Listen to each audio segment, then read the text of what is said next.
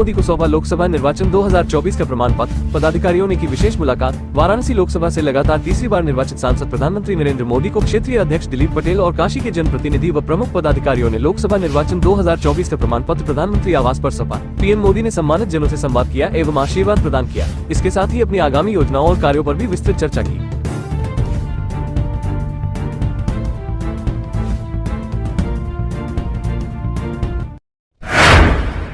UP के युवाओं के लिए अच्छी खबर। वो युवा जो पिछली बार सिपाही भर्ती परीक्षा में शरीक हुए हैं उनके लिए खुशखबरी। प्रदेश सरकार ने सिपाही नागरिक पुलिस के 7,244 रिक्त पदों पर भर्ती के लिए दोबारा लिखित परीक्षा कराने की कवायद उत्तर प्रदेश पुलिस भर्ती एवं प्रोन्नति बोर्ड ने भी शुरू कर दी है। सूत्रों की माने तो भर्ती बोर्ड परीक्षा कराने की कंपनी का चयन जल्द करेगा। साथ ही अभ्यर्थियों द्वारा जताई गई आपत्तियों को भी दूर करने के लिए भर्ती प्रक्रिया में अहम बदलाव किए जा रहे हैं।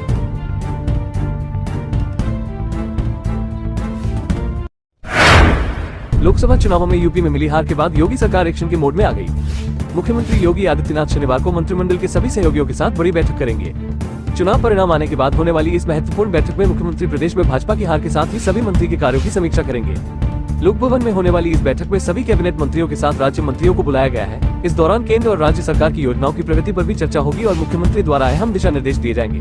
इसके अलावा रिक्त सरकारी पदों पर भर्तियों को लेकर भी निर्देश दिए जा सकते हैं। ऐसा माना जा रहा है कि उन सीटों पर विशेष चर्चा होगी जहां पर मंत्रियों की हार हुई है।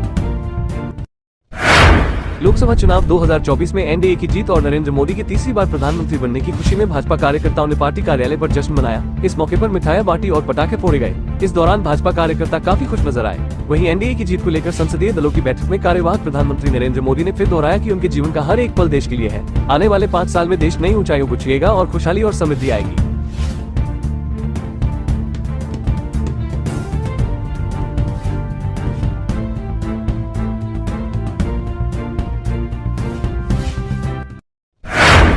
ग्यारह से 15 जून तक धन्यवाद यात्रा निकालेगी कांग्रेस। सभी सीटों तक पहुंचाएगी राहुल प्रियंका का संदेश। यूपी में लोकसभा चुनाव के परिणामों से उत्साहित कांग्रेस पार्टी 11 जून से 15 जून तक प्रदेश में धन्यवाद यात्रा निकालेगी। इसके जरिए पार्टी प्रदेश की सभी 403 विधानसभा सीटों तक पहुंचेगी और जनता से आभार जताएगी और कांग्रेस नेता राहुल गांधी और प्रियंका गांधी का संदेश जनता तक पहुँचाएगी। ये जानकारी पार्टी के राष्ट्रीय महासचिव और प्रदेश प्रभारी अविनाश पांडे ने दी।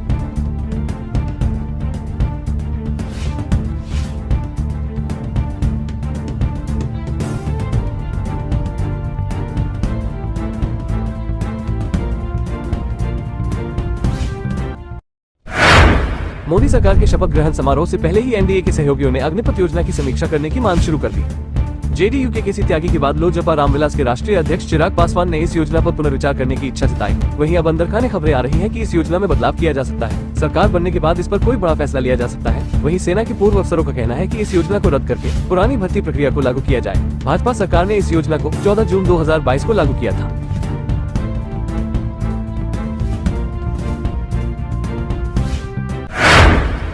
राष्ट्रीय जनतांत्रिक गठबंधन के संसदीय दल का नेता चुने जाने के बाद राष्ट्रपति द्रौपदी मुर्मू ने नरेंद्र मोदी को सरकार बनाने के लिए आमंत्रित किया। इसके बाद राष्ट्रपति भवन के बाहर मीडिया कर्मियों को संबोधित करते हुए पीएम मोदी ने नई सरकार का रोड मैप साझा किया। उन्होंने कहा कि 2024 का लोकसभा चुनाव अमृतकाल का पहला चुनाव है। मोदी ने कहा कि 2047 में जब देश आजादी की 100वीं वर्षगांठ मनाएगा, उसके संकल्प पूरा करने के लिए हमारे पास स्वर्णिम अवसर है। उन्होंने कहा कि देशवासियों ने एनडीए को एक बार फिर सेवा का मौका दिया है। इसके लिए वे जनता का आभार प्रकट करते हैं।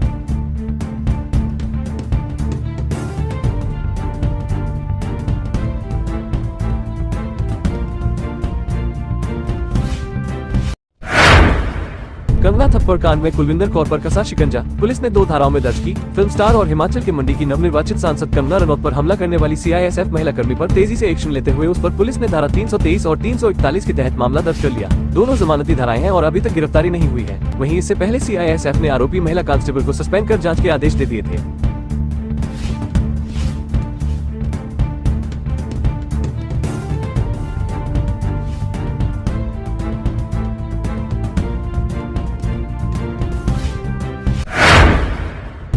मथुरा लोकसभा चुनाव में भले ही भाजपा प्रत्याशी हेमा मालिनी ने हैट्रिक बनाने में कामयाबी हासिल की हो, मगर मिले मतों ने भाजपा की चिंता बढ़ा दी है।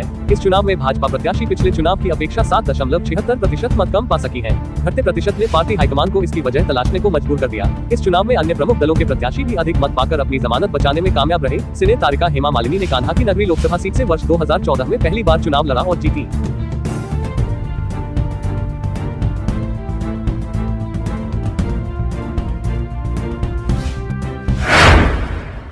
लोकसभा चुनाव के बाद अब 6 महीने में एनडीए व विपक्षी गठबंधन इंडिया गठबंधन की फिर से परीक्षा होगी। इनकी परीक्षा उन 9 विधानसभा सीटों के उपचुनाव में होगी जहां के विधायक अब सांसद बन चुके हैं। इस परीक्षा में पास फेल होने से सरकार की सेहत पर कोई फर्क नहीं पड़ेगा, किंतु दोनों ही गठबंधन एक दूसरे को हराकर बड़ा राजनीतिक संदेश जरूर देना चाहते हैं। उपचुनाव के लिए जो सीटें रिक्त होने वाली हैं, उनमें 4 सपा, 3 भाजपा, 1 रालोद व 1 निषाद पार्टी की है।